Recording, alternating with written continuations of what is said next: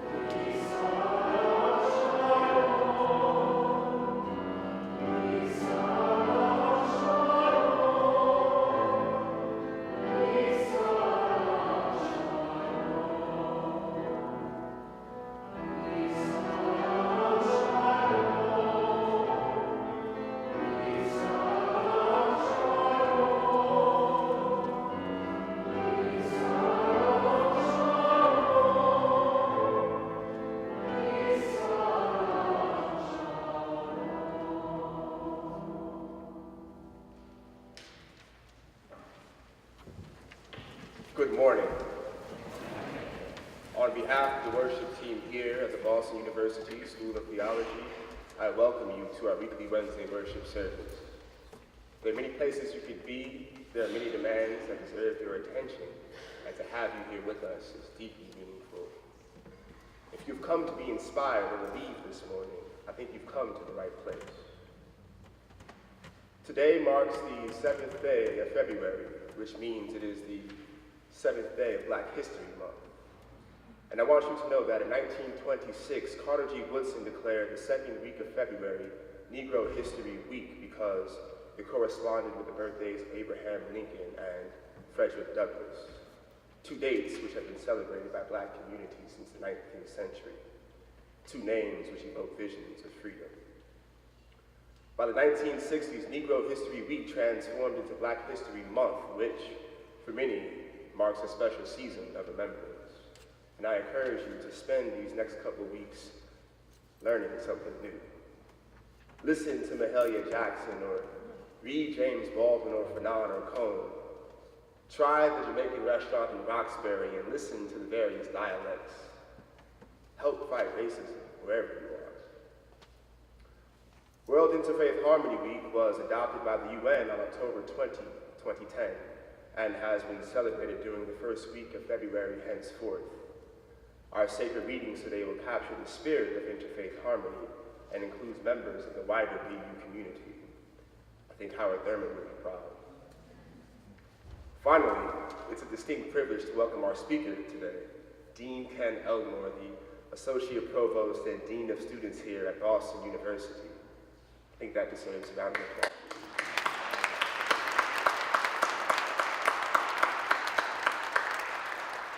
Great man he is, always eager to provide insightful wisdom and supply good energy. Thank you, Dean, for being with us this morning. May God be with you.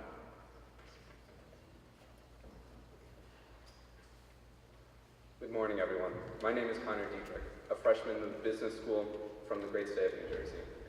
Today I'll be reading a passage from Nevi'im, the prophets, the book of Malachi, chapter 2, verse 10, in both the Hebrew and the English. Echad el chalo le'olanu, echad av chalo le'ahel be'achiv, ish nivgad madua be'aranu be'riz avotenu. Have we not all one Father? Has not one God created us? Why should we betray, each one his brother, to profane the covenant of our forefathers? Thank you. Shalom. Good morning. I'll be reading Psalm 133. How very good and pleasant it is when kindred live together in unity. It is like the precious oil on the head, running down upon the beard, on the beard of Aaron, running down over the collar of his robe. It is like the dew of Hermon, which falls on the mountains of Zion. For there the Lord ordained his blessing, life forevermore. Amen. Hello, peace be with you all. My name is Lou Mahmoud, and I'm a neuroscience major in the College of Arts and Sciences, and I'm from Silver Spring, Maryland. Hi, I'm Hoden. I'm a sophomore here at Boston University. I'm a political science major and a minor in African American Studies, and I'm from Boston. I'll be reading from the Quran, chapter 2, verse 62, in Arabic, and Hoden will be following up with the English translation. أعوذ بالله من الشيطان الرجيم. إن الذين آمنوا والذين هادوا والنصارى والصابئين من آمن بالله واليوم الخير وعمل صالحا فلهم أجرهم عند ربهم ولا خوف عليهم ولا هم يحزنون.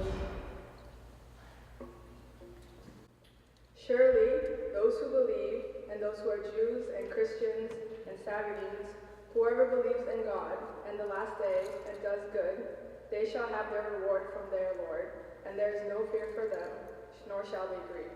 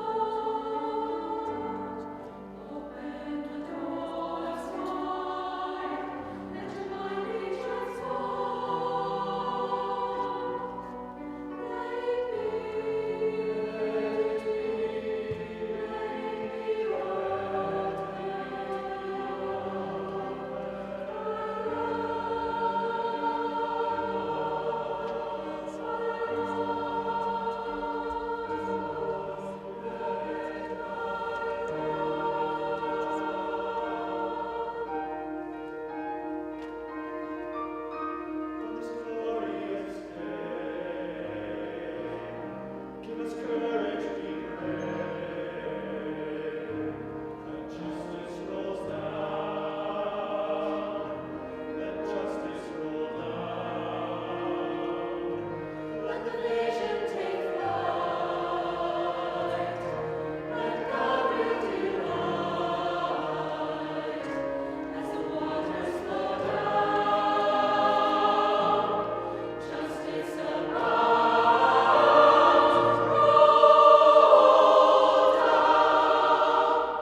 Roll down, justice. Roll like an ever-flowing stream.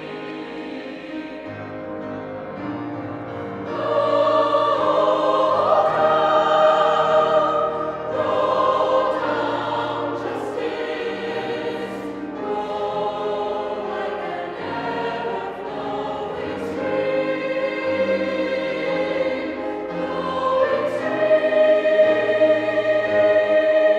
Flowing stream.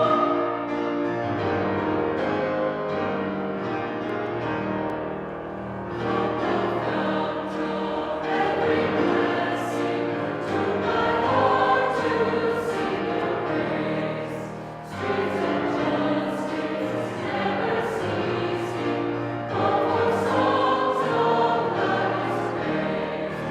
Teach me song melodious sonnet, sung by flaming tongues above. Raise a mountain, fix upon it, mount of God's unchanging roll down, justice. Roll like an ever-flowing roll down, justice. Roll like an ever-flowing stream. Flowing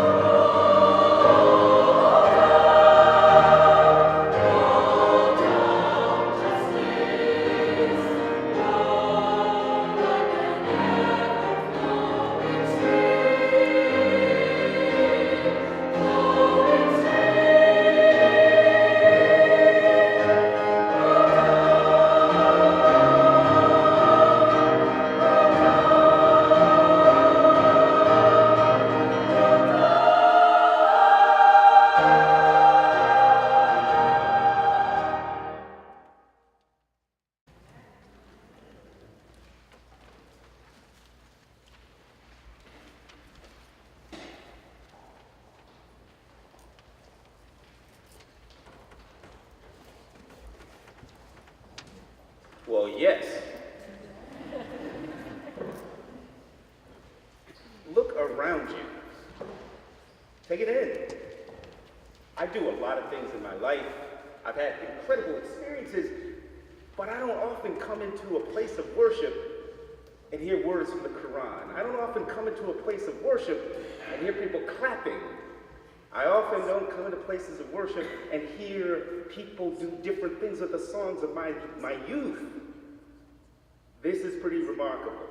To me, I don't get many opportunities to really be in fellowship with people, all people.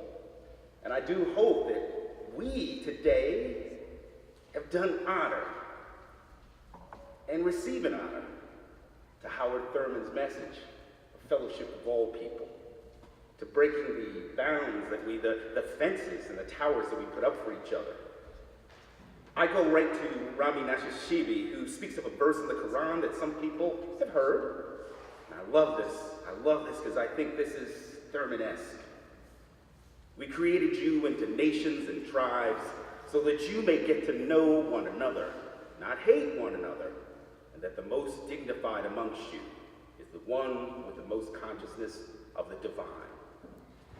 So you heard Carter G. Woodson in 1926 came up with a week. He said, let's have a week where we declare that season of remembrance, to lift voices, and to let us rejoice in Black excellence, to think about the lessons of the dark past, and to come out of the sometimes gloomy past full of hope in the present. That's what Carter Woodson was trying to do. And so you heard that what we did was we moved it over. We said, let's at least go for a month. Maybe we can take over the year at some point in time. So during this season of remembrance, you know what we do.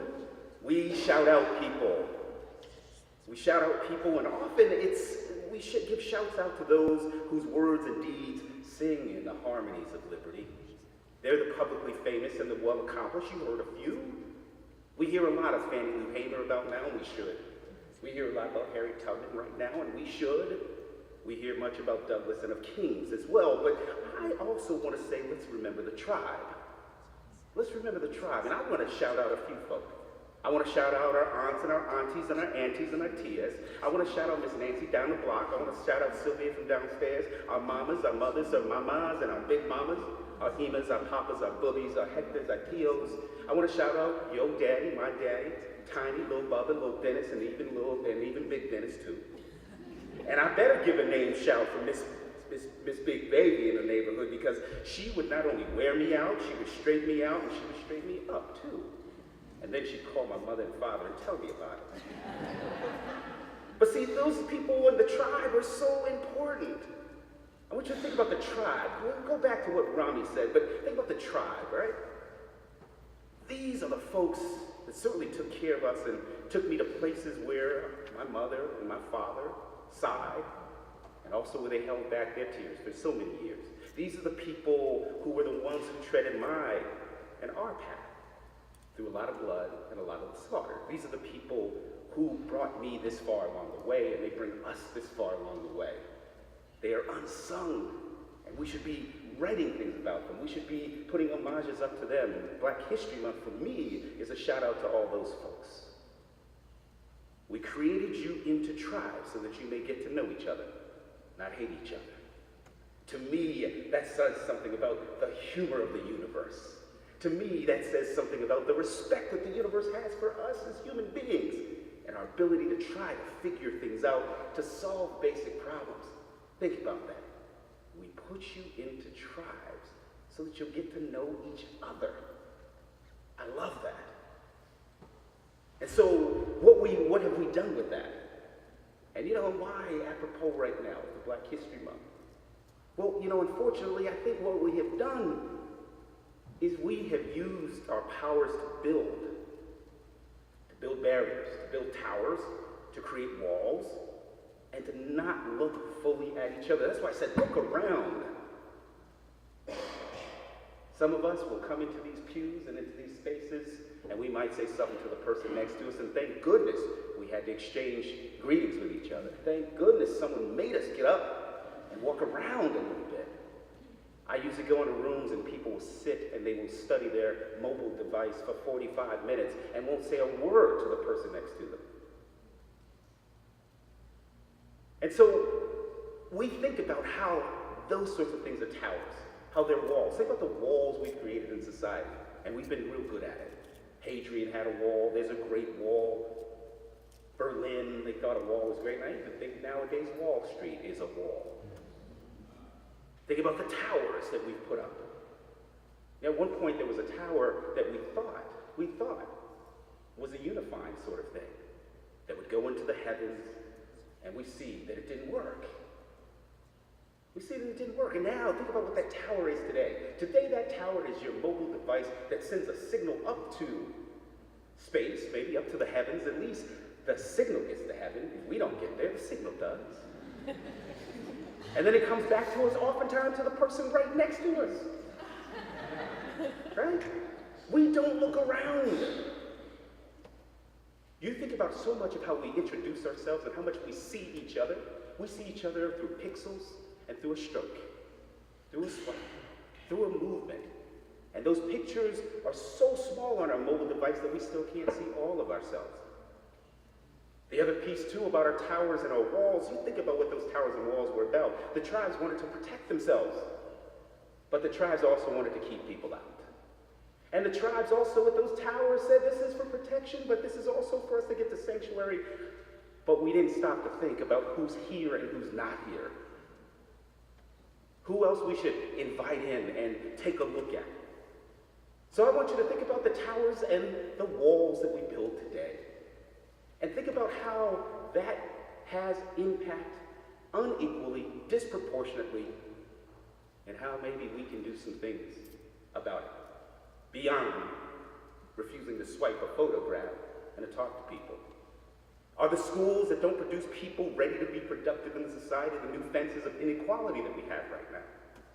Is our demand for security and maintaining order in disproportionate ways by selecting some to go behind walls and bars the new high barrier for living in a pluralistic society? Are our daily and personal contempt for other people walls of our own individual humanity? And how far have we come along the way? We have got to start to really think about that notion that we were put in the tribes to force us to know each other, to think about each other. You know, the good Dr. Walter Fluker reminded me. He says, when Howard Thurman came into this place, right here, he did something courageous. He did something outlandish. And it was courageous and outlandish because he was a black man, a tall, ugly black man, dark chocolate black man in the 1950s, coming from Howard University, another black bastion of people. And he walked in here and he did things to make the physical space different, including to say, take the cross off the wall. And why did he do that? Because he said, this is for everybody. Everybody should be in here. And I have to think about everybody coming through those doors, behind these walls. Everybody coming in here, and maybe not that we create a tower, but we look right down at who we are and where we are and who's here and who's not here and what we are all about. So I ask you, in the season of remembrance that we have upon us right now, until it becomes a year of remembrance, let's keep the tribes. I'm okay with the tribes. Tribes have done well by us. But let's fashion them to see the hubris of our barriers. And so let's fashion them so that we really will get to know each other. Peace.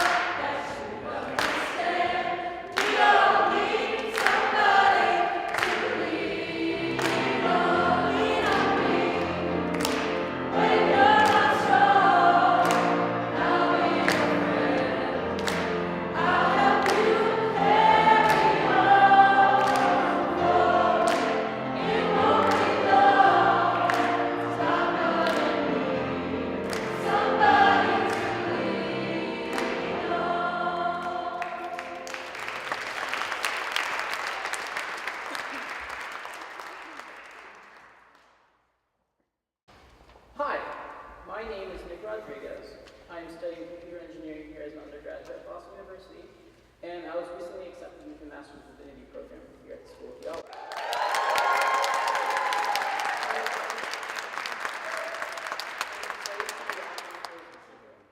So we now come to a time in our service when we turn our hearts and minds to prayer and lift up our lives and ourselves to God. Please assume an attitude and posture of prayer by either remaining seated, kneeling, standing, or coming to the communion rail as we pray together.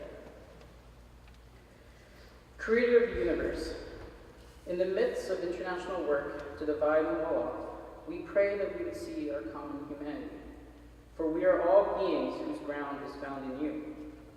In the midst of local efforts to oversimplify and dull our diversity, we pray that we would see the beauty in our unique identities and histories, for our distinct hearts, narratives, and communities are imbued with holy fire, and our physical and spiritual differences are beautiful. In the midst of discourse that galvanizes hatred, we pray that we would not give heed to our fear of the unfamiliar, but that we would courageously engage with the other. For in our courage, we will find love, and in engaging, we will find you. In the midst of experiences of human love that inspire hope for humanity, we pray that we hold to these stories with tenacity, for your presence pervades through our works of love, and these experiences reverberate through our world. God, drive us to seek reconciliation as individuals, as communities, and as a nation. In our history as a nation, as communities of faith, and as individuals, our treatment of the unfamiliar has been iniquitous, and we still plead with the pains of our sins. We pray that we do not forget that our work is not done. May we hold to our awareness of our shortcomings and continue the hard work of reconciliation, for we desire the shalom you desire for us. Divine, keep the aches in our soul and fuel the divine energy in our hearts. We pray for those in leadership at every level. We pray for those driven to bring a little more heaven down to earth. We pray for those who are suffering in our lives, both spoken and unspoken. Creator, we pray for the general health of our community. We pray for the health of Reverend Jack George of the class of 1968 and of Reverend Dr. Weldon Park of the class of 1964, and for those that are named aloud or in our hearts now.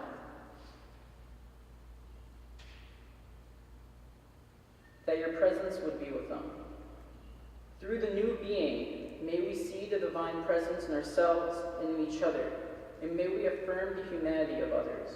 For it is through the one who aches our souls and ignites the holy fire in our hearts, we pray. Amen.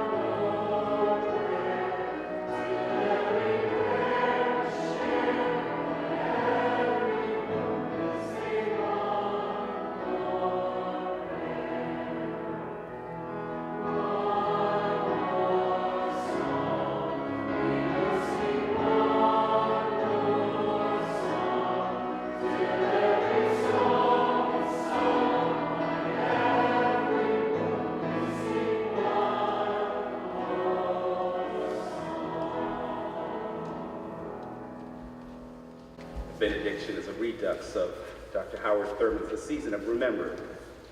Again and again it comes, the time of recollection, the season of remembrance. Empty vessels of hope fill up again. Forgotten treasures of dreams reclaim their place. Long-lost memories come trooping back to me. This is our season of remembrance, our time of recollection. Into the challenge of our anguish, we throw the strength of all our hope.